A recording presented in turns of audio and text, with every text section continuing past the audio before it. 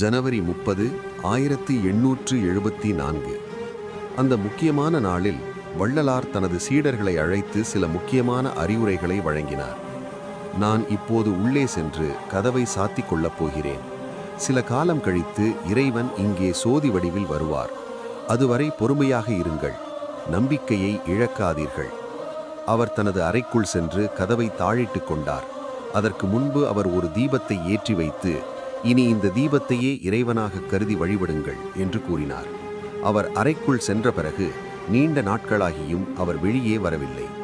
ஆங்கிலேய அரசுக்கும் இது குறித்த தகவல் சென்றது. அதிகாரிகள் வந்து கதவை திறந்து பார்த்தபோது அங்கே வள்ளலாரின் உடல் இல்லை. அவர் ஒளி உடலாக இறைவனுடன் கலந்துவிட்டதாக நம்பப்படுகிறது. வள்ளலாரின் முக்கிய கொள்கைகள்: ஜீவகாருண்யம், பசித்தவர்களுக்கு உணவிடுவதுதான் சிறந்த வழிபாடு. சமரச சுத்த சன்மார்க்கம், சாதி மத பேதமற்ற ஒருமைப்பாடு. வாடிய பயிரை கண்டபோதெல்லாம் வாடினேன், உயிரிடம் காட்டும் பரிவே மேலானது.